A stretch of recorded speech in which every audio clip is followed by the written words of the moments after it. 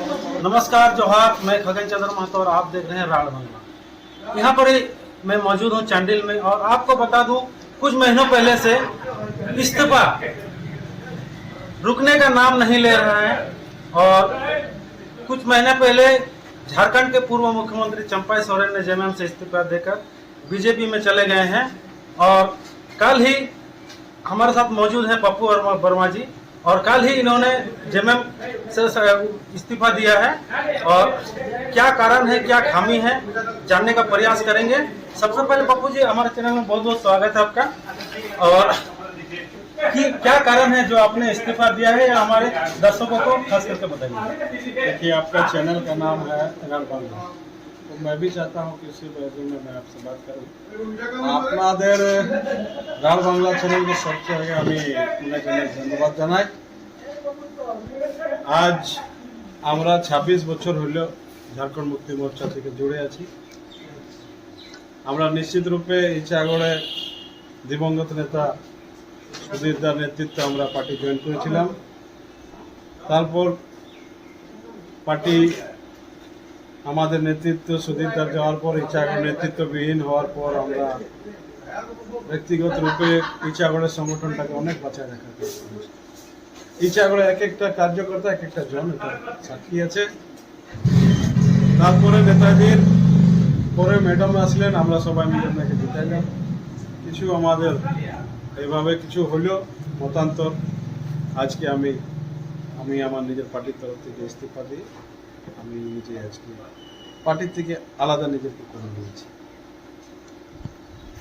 लगभग 26 साल राजनीतिक करियर में हो चुके हैं, और इन्होंने पूर्व डिप्टी सीएम रह चुके स्वर्गीय सुधीर महतो की गुजरने के बाद जेएमएम को एक मजबूत कार्यकर्ता को एकजुट करने के लिए बहुत इनका योगदान रहा है। और उस पर आप क्या कहना चाहेंगे स्वर्गीय सुधीर के बाद जो आपने कार्य किया है?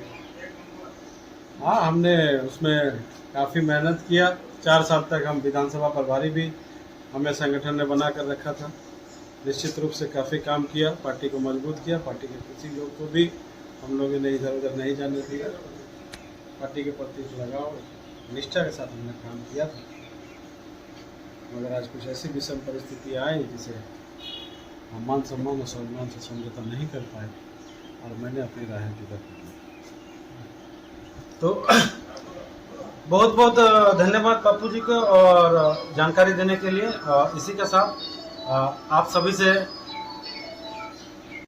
अभी हम मौजूद हैं परमेश्वर साहब, जो पत्रकार हैं, और पत्रकार बनने से पहले इन्होंने पप्पू वर्मा के साथ मिलकर काम किया है और एक साथ काम किया। और जानते हैं कि पप्पू वर्मा इस क्षेत्र में क्या क्या काम किए हैं और क्या रणनीति रही उनकी। और जेएमएम इस्तीफा देने के बाद जेएमएम में क्या असर पड़ेगा, क्या प्रभाव पड़ेगा, जानते हैं परमेश्वर साहब। परमेश्वर जी, बहुत स्वागत है हमारे चैनल में आपको। सबसे पहले मैं सभी दर्शकों को नमस्कार करता हूं। मैं परमेश्वर साहब। देखिए, आज हम लोग चांडिल के पोस्ट ऑफिस के सामने एक विशेष जगह पे उपस्थित हुए हैं, जहां पे आज हम लोग एकत्रित हुए हैं। आज यहाँ पे एक कार्यक्रम यह था कि विगत 26 वर्षों से जेएमएम में कार्यरत थे, एक कार्यकर्ता के तौर पर अपना राजनीतिक करियर शुरू किया। उसके बाद उन्होंने प्रखंड उपाध्यक्ष के रूप में सेवा दिया। उसके बाद पार्टी उनके कार्यशैली को देखते हुए प्रभावित होकर उन्हें सरायकेला खरसावां जिला संगठन सचिव का पदभार दिया।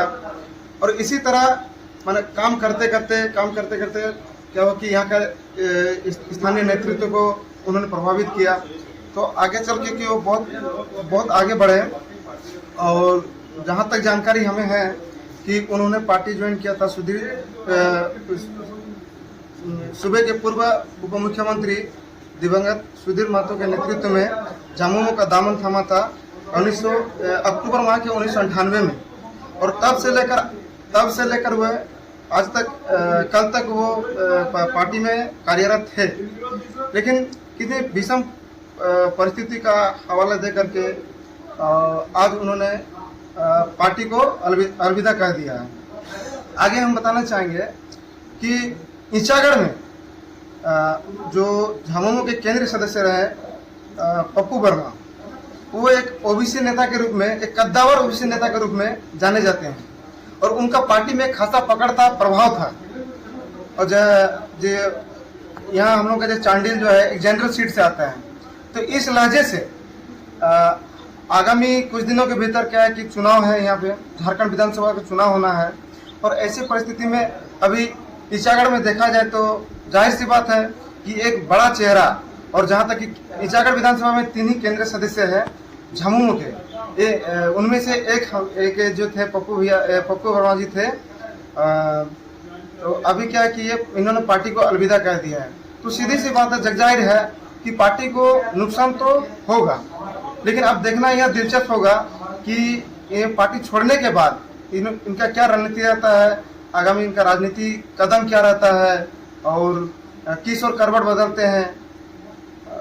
बस इस सभी जानकारी देने के लिए बहुत बहुत धन्यवाद। पत्रकार हैं हमारे साथ में, उनसे बात करने का प्रयास करेंगे। हमारे साथ मौजूद है हमें पांडा जी से जानना चाहेंगे कि कुछ दिनों से, कुछ महीनों से चल रहा है कि इस्तीफे का दौर। सबसे पहले झारखंड साथ में उनसे बात करने का प्रयास करेंगे। हमारे साथ मौजूद है हमें पांडा जी से जानना चाहेंगे कि कुछ दिनों से, कुछ महीनों से चल रहा है कि इस्तीफे का दौर। सबसे पहले झारखंड के पूर्व मुख्यमंत्री चंपा सोरेन जी ने जेएमएम को अलविदा कहा और आज कल पप्पू वर्मा ने जेएमएम से इस्तीफा दिया। कुछ ही दिन बाद आचार संहिता का लागू होने जा रहा है और चुनाव का तिथि घोषणा होने वाला है। तो इसको देखते हुए कहीं ना कहीं जेएमएम का जो रणनीति है उन पर क्या असर पड़ेगा, यही हम जानने का प्रयास करेंगे पंडा जी से। हाँ पंडा जी बताइए, आने वाला चुनाव में जेएमएम में क्या असर पड़ेगा, जिस तरह से लोग पार्टी छोड़ के दूसरे में जा रहे हैं? देखिए असर यही है कि पहले तो बाकी एरिया का हम बता नहीं पाएंगे, ठीक है। जैसे कि हम लोग का सरायकला जिला से चूँकि पूर्व सीएम चंपाई जी हो, वो जेएमएम के कद्दावर नेता और झारखंड आंदोलन के जो फाउंडर एक सदस्य थे, ठीक है। झारखंड आंदोलन के टाइम से वो जेएमएम में थे। इसके बाद वो कई बार लगातार 5-6 बार विधायक रहे, मंत्री रहे, हर बार जब जेएमएम की सरकार भी, और अंतिम 5 महीना सीएम भी रहे। इसके बाद वो छोड़ दिए, तो पूरा झटका लगाया जेएमएम को अपना। इसके अलावा अभी देखिए रिसेंट हम लोग का ईचागढ़ विधानसभा से, चूँकि ईचागढ़ विधानसभा भी इसी ज़िले से आते हैं, चंपाई जिस ज़िले से है उसी ज़िले में अपना ईचागढ़ विधानसभा भी आता है। और यहाँ से भी एक केंद्रीय सदस्य जो चांडिल निवासी पप्पू वर्मा जी है, वो भी छोड़ दिए, इस्तीफा भी दे दिए और शायद उनका स्वीकार कर लिया गया इस्तीफा। और अभी जो सुनने में आ रहा है कि वो शायद एनडीए खेमे में जाएंगे, अब पता नहीं किस दल में जाएंगे, इनका इससे खुलासा नहीं। देखिए कहीं ना कहीं ये अगर यहाँ का समीकरण देखा जाए, जातीय समीकरण हो या वोटों का जो समीकरण है, इससे जेएमएम को नुकसान है। लेकिन अब देखना ये है कि जेएमएम इस जो नुकसान है इसकी भरपाई कैसे करता है। चूँकि ऑलरेडी इनके और भी एक तो कद्दावर नेता जो सुखराम जी हो गए, वो भी जेएमएम से अलग होकर बागी तेवर अपना चुके हैं। वह उन्होंने निर्दलीय एमएलए लड़ने का भी वो कर दिए हैं, ऐलान कर दिए हैं। अब ये छोड़ रहे हैं, ये इनका है कि ये भी एनडीए खेमे में जा रहे हैं। तो कहीं ना कहीं कुल मिलाकर जेएमएम को ही धीरे धीरे नुकसान हो रहा है। अब देखना ये है कि वो भरपाई कैसे करते हैं। अगर भरपाई कर लेते हैं तो शायद काफ़ी हद तक हो सकता है। तो क्या ईचागढ़ के साथ साथ पूरे झारखंड में जेएमएम को नुकसान पहुंचेगा? नहीं, पूरा झारखंड में तो नहीं बोला जा सकता, क्योंकि आज भी आदिवासियों के बीच जेएमएम की जो पकड़ है वो आज तक एनडीए हो, भाजपा, आजसू या कांग्रेस, यहाँ तक इवन कांग्रेस भी नहीं पकड़ बना पाई, जो अकेले झामुमो खास करके आदिवासी क्षेत्रों में। और आदिवासी क्षेत्रों में चूँकि हम लोग का जो ईचागढ़ सीट है ये तो जनरल सीट है, यहाँ असर पड़ सकता है, लेकिन बाकी पूरा झारखंड में तो ऐसा हमको नहीं लग रहा कि असर पड़े।